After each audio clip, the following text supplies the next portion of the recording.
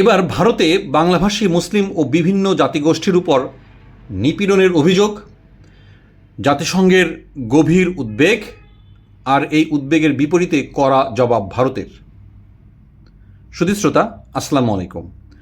ভারতে বাংলাভাষী মুসলিম, রোহিঙ্গা, অভিবাসী, রাজনৈতিক আশ্রয়প্রার্থী ও দলিত সহ বিভিন্ন জাতিগোষ্ঠী মানুষের উপর নিপীড়নের অভিযোগ নিয়ে এবার গভীর উদ্বেগ প্রকাশ করেছে জাতিসংঘের একটি গুরুত্বপূর্ণ মানবাধিকার কমিটি। আইন শৃঙ্খলা রক্ষাকারী বাহিনীর বিরুদ্ধে অতিরিক্ত বল প্রয়োগ, বেআইনি আটক, নির্যাতন, এমনকি বিচার বহির্ভূত হত্যার মতো গুরুতর অভিযোগের কথাও উঠে এসেছে জাতিসংঘের পর্যবেক্ষণে। তবে জাতিসংঘের এই পর্যবেক্ষণ সরাসরি প্রত্যাখ্যান করেছে ভারত। দেশটির পররাষ্ট্র মন্ত্রণালয় এই মন্তব্যকে রাজনৈতিক উদ্দেশ্য প্রণোদিত ও অত্যন্ত বিদ্বেষপূর্ণ বলে অভিহিত করেছে। তাহলে জাতিসংঘের কমিটি আসলে কি বলেছে, আর ভারতের জবাবই বা কী? চলুন বিস্তারিত জেনে নেওয়া যাক। আর একটু অনুরোধ রইল, যদি আমাদের ভিডিওটি ভালো লেগে থাকে, তথ্যবহুল মনে হয়, তাহলে আমাদেরকে সাবস্ক্রাইব করে আমাদেরকে উৎসাহ প্রদান করার জন্য অনুরোধ রইল। এবার মূল পর্ব। জাতিসংঘের কমিটির উদ্বেগ কোথায়? জাতিসংঘের বর্ণ বৈষম্য বিলোপ কমিটি বা UNCERD ভারতের বিভিন্ন জাতিগোষ্ঠী, বাংলাভাষী মুসলিম ও দলিত সম্প্রদায়ের উপর আইন শৃঙ্খলা রক্ষাকারী বাহিনীর সদস্যদের মাধ্যমে ব্যাপক নির্যাতনের অভিযোগ নিয়ে গভীর উদ্বেগ প্রকাশ করেছে। জাতিসংঘের মানবাধিকার বিষয়ক হাই কমিশনের কার্যালয়ে ওয়েবসাইটে প্রকাশিত এক সংবাদ বিজ্ঞপ্তিতে ভারতকে এসব অভিযোগের বিষয়ে অবিলম্বে পূর্ণাঙ্গ ও নিরপেক্ষ তদন্ত করার আহ্বান জানানো হয়েছে। একই সঙ্গে তদন্তে কেউ দায়ী প্রমাণিত হলে তাদের জবাবদিহির আওতায় আনার কথাও বলা হয়েছে। কী ধরনের অভিযোগের কথা বলা হয়েছে? UNCERDর পর্যবেক্ষণে ভারতে বিভিন্ন জাতিগোষ্ঠীকে লক্ষ্য করে কয়েক ধরনের গুরুতর নিপীড়নের অভিযোগের কথা বলা হয়েছে। এর মধ্যে রয়েছে বর্ণ ও জাতিগত পরিচয়ের ভিত্তিতে সহিংসতা, অতিরিক্ত বল প্রয়োগ, বিচার বহির্ভূত হত্যার অভিযোগ, আইনি প্রক্রিয়া ছাড়াই আটক, দীর্ঘমেয়াদী আটক, নির্যাতন ও অপব্যবহার এবং যৌন সহিংসতার অভিযোগ। কমিটির বক্তব্য অনুযায়ী বিশেষ কিছু পরিস্থিতিতে রোহিঙ্গা, বাংলাভাষী মুসলিম, অভিবাসী ও রাজনৈতিক আশ্রয় প্রার্থীদের লক্ষ্য করে আইনশৃঙ্খলা রক্ষাকারী বাহিনীর তৎপরতা বাড়ার অভিযোগও পাওয়া গেছে। পরিচয় যাচাই ও গ্রেপ্তারি নিয়েও উদ্বেগ। জাতিসংঘের কমিটি আরও বলেছে, বর্ণ বা জাতিগত পরিচয়ের ভিত্তিতে পুলিশি তল্লাশি ও পরিচয় যাচাইয়ের নামে কাউকে হয়রানি, গ্রেপ্তার বা আটক করা হলে তা গুরুতর মানবাধিকার উদ্বেগের বিষয়। এ ধরনের কর্মকাণ্ডের মাধ্যমে আইনগত প্রক্রিয়া অনুসরণ না করে মানুষকে আটক করা, নির্যাতন বা অপব্যবহারের অভিযোগ নিয়েও উদ্বেগ প্রকাশ করেছে কমিটিটি। রোহিঙ্গাদের ফেরত পাঠানো নিয়ে কি বলেছে জাতিসংঘ? আরেকটি গুরুত্বপূর্ণ বিষয় হলো নন রিফিউলমেন্ট নীতি। আন্তর্জাতিক মানবাধিকার ও শরণার্থী সুরক্ষা ব্যবস্থায় এই নীতির অর্থ হল কোনো ব্যক্তিকে এমন দেশে জোর করে ফেরত পাঠানো যাবে না যেখানে তার জীবন, স্বাধীনতা বা নিরাপত্তা গুরুতর ঝুঁকির মধ্যে পড়তে পারে। UNCERD অভিযোগ করেছে, আন্তর্জাতিক সুরক্ষার প্রয়োজন থাকা সত্ত্বেও কিছু মানুষকে এই নীতি লঙ্ঘন করে জোরপূর্বক ফেরত পাঠানোর ঘটনা ঘটেছে। কমিটি ভারতকে এই বিষয়ে আরও সতর্ক হওয়ার আহ্বান জানিয়েছে। এবার আসা যাক বাংলাভাষী মুসলিম ও অন্যান্য গোষ্ঠীর বিষয়ে আহ্বান।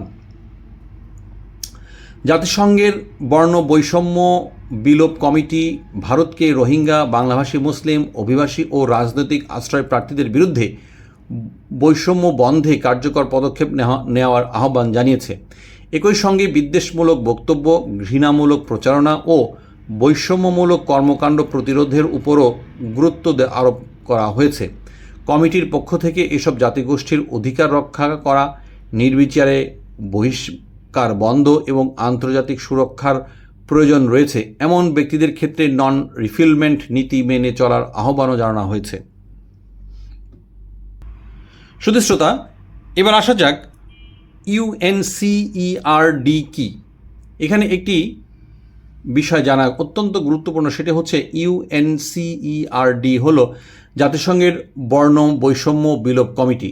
এটি বর্ণ বৈষম্য বিলোপ বিষয়ক আন্তর্জাতিক সনদ বাস্তবায়নের কমিটি পর্যবেক্ষণ করে। এই সনদের মূল লক্ষ্য হলো বর্ণ বৈষম্য দূর করা, জাতিগত পৃথকীকরণ চর্চা বন্ধ করা এবং আইনের চোখে সবার সমতা নিশ্চিত করা। কমিটিতে রয়েছেন 18 জন স্বাধীন মানবাধিকার বিশেষজ্ঞ। সদস্য রাষ্ট্রগুলো এই আন্তর্জাতিক সনদের অধীনে নিজেদের অগ্রগতি সম্পর্কে কমিটির কাছে রিপোর্ট দেয় এবং কমিটি সেসব বিষয়ে পর্যালোচনা করে। তবে জাতিসংঘের পর্যবেক্ষণ মেনে নেয়নি ভারত। জাতিসংঘের এই পর্যবেক্ষণের পর ভারতের অবস্থানও সামনে এসেছে। ভারতীয় সংবাদ সংস্থা NIE এর প্রতিবেদনে বলা হয়েছে, ভারতের পররাষ্ট্র মন্ত্রণালয়ের UNCERD মন্তব্যকে রাজনৈতিক উদ্দেশ্য প্রণোদিত এবং অত্যন্ত বিদ্বেষপূর্ণ বলে প্রত্যাখ্যান করেছে।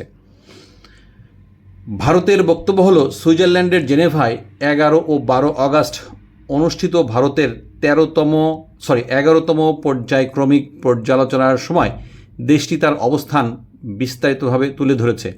ভারত বলেছে, দেশটির রয়েছে সাংবিধানিক সুরক্ষা, বিস্তৃত আইনি কাঠামো এবং বহু বৈচিত্র্যপূর্ণ ও বহুত্ববাদী সমাজ ব্যবস্থা।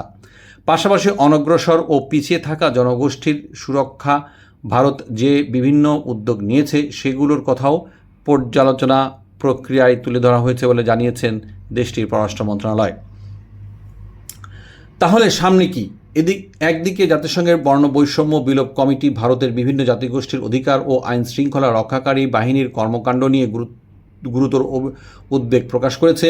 অন্যদিকে ভারত সরকার বলেছে, এমন মন্তব্য রাজনৈতিক উদ্দেশ্য প্রণোদিত এবং দেশটির বাস্তব পরিস্থিতি ও সাংবিধানিক কাঠামোকে যথাযথভাবে প্রতিফলিত করে না। এখন প্রশ্ন হলো, জাতিসংঘের উত্থাপিত অভিযোগগুলোর বিষয়ে ভারত কি আরও বিস্তারিত তদন্ত ব্যাখ্যা দেবে? আর একই সঙ্গে মানবাধিকার ও সংখ্যালঘু জনগোষ্ঠীর অধিকার রক্ষার প্রশ্নে আন্তর্জাতিক মহলের উদ্বেগ কতটা গুরুত্ব পাবে সেটিও এখন দেখবার বিষয়।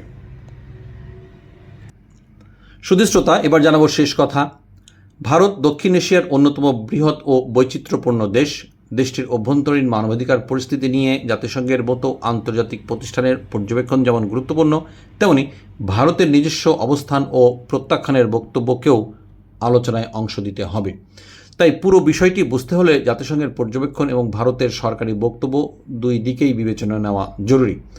সুধী শ্রোতা, আপনার কি মনে হয়, জাতিসংঘের এই উদ্বেগ নিয়ে ভারতের মানবাধিকার পরিস্থিতি নিয়ে বড় কোনো প্রশ্ন তৈরি করেছে, নাকি ভারতের দাবি অনুযায়ী এটি রাজনৈতিকভাবে প্রভাবিত পর্যবেক্ষণ?